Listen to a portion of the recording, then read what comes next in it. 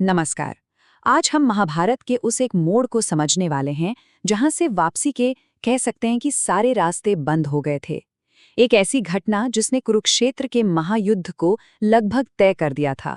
एक ऐसी सभा जहां धर्म और रिश्तों की हर मर्यादा टूट गई थी। जी हाँ, इसे द्यूत सभा यानी पासे के खेल की सभा कहा जाता है। पर ये कहानी सिर्फ एक खेल की नहीं है, बल्कि ये उस विनाश की पहली चिंगारी है जिसने आगे चलकर एक पूरे वंश को ही भस्म कर दिया। तो चलिए इस कहानी की परतों को एक एक करके खोलते हैं। कहानी की शुरुआत होती है हस्तिनापुर से आए एक निमंत्रण से। महाराज धृतराष्ट्र युधिष्ठिर को एक दोस्ताना पासे के खेल के लिए बुलाते हैं। अब देखिए, ऊपर से तो ये एक बहुत ही साधारण सा न्योता लगता है, पर असल में ये एक ऐसा जाल था जिसे युधिष्ठिर के लिए ठुकरा पाना लगभग नामुमकिन था। तो सवाल ये उठता है कि युधिष्ठिर, जिन्हें धर्मराज कहा जाता था, उन्होंने ये न्योता स्वीकार किया ही क्यों?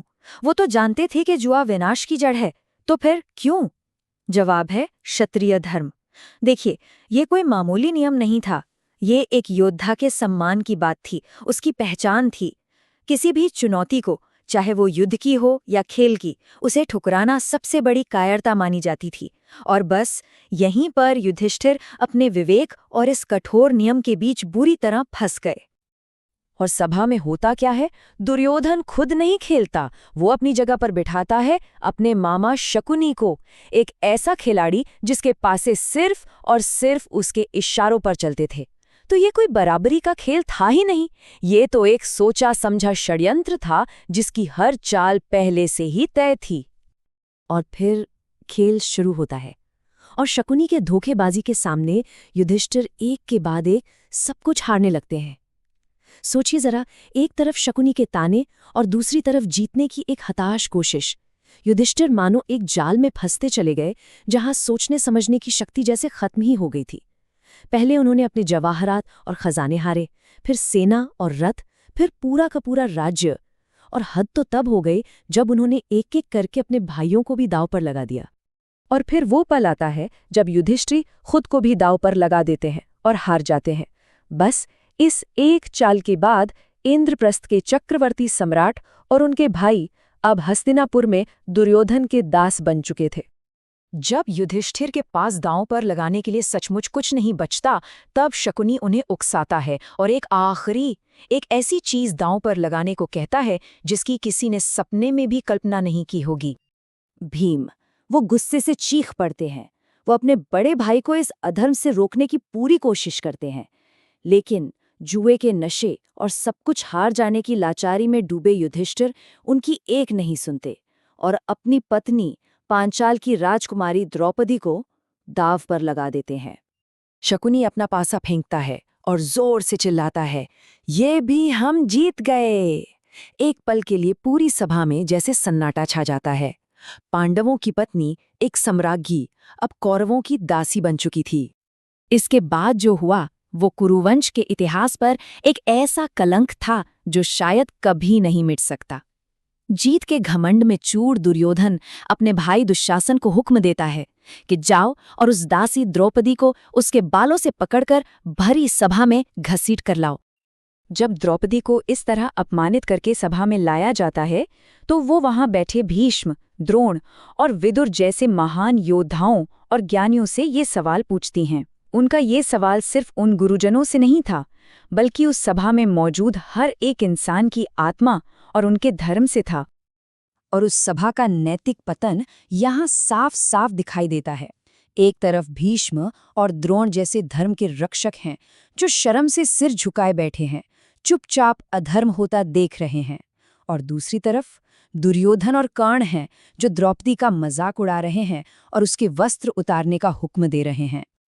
जब दुशासन द्रौपदी की साड़ी खींचना शुरू करता है तो द्रौपदी अपनी आंखें बंद करके पूरी तरह से भगवान कृष्ण को याद करती हैं। और तभी एक चमत्कार होता है।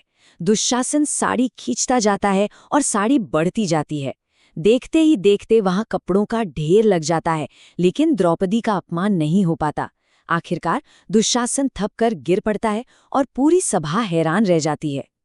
इस चमत्कार ने द्रौपदी की लाज तो बचा ली, लेकिन जो अपमान हुआ था उसने प्रतिशोध की एक ऐसी आग जला दी थी जो अब केवल कुरुक्षेत्र के मैदान में ही बुझ सकती थी।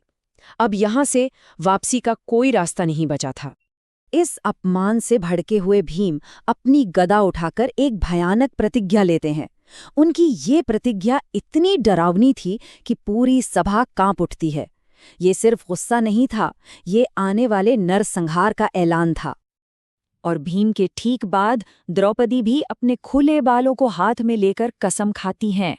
ये प्रतिज्ञा इस बात का सबूत थी कि ये अपमान अब सिर्फ और सिर्फ खून से ही धुलेगा और न्याय युद्ध के मैदान में ही होगा। सभा में होते अपशकुन देखकर राजा धृतराष्ट्र डर जाते हैं।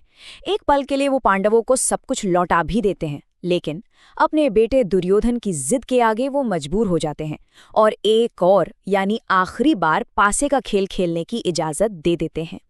इस आखिरी खेल की शर्त बहुत ज्यादा कठोर थी। हारने वाले को 12 साल का वनवास काटना था और उसके बाद 1 साल का अज्ञातवास मतलब छुपकर रहना था। और शर्त ये भी थी कि अगर उस 13वें साल में वो पहचान लिए गए तो ये पूरा 13 साल का चक्र फिर से दोहराना होगा। और जैसा कि तय था, शकुनी के पासों के आगे युधिष्ठिर ये बाजी भी हार गए। और ये उस सभा का अंतिम दृश्य था। पांडव अपने राजसी कपड़े उतारकर वनवासियों के वस्त्र पहनकर हस्तिनापुर से निकल जाते हैं। वे अपने साथ दुख और अपमान तो ले जा ही रहे थे, लेकिन उससे भी बढ़कर वे अपने सीने में प्रतिशोध की एक धधकती हुई आग लेकर जा रहे थे। तो द्यूत सभा की इस एक घटना ने महाभारत के हर पात्र की किस्मत हमेशा के लिए तय कर दी थी। यहाँ से कहानी एक ऐसे रास्ते पर निकल पड़ी जिसका अंत केवल और केवल महायुद्ध ही हो सकता था। अब सवाल ये नहीं था कि युद्ध होगा या नहीं, सवाल बस ये था कि कब होगा। और ये एक ऐसा सवाल था जो इतिहास की दिशा हमेशा के लिए बदलने वाला था।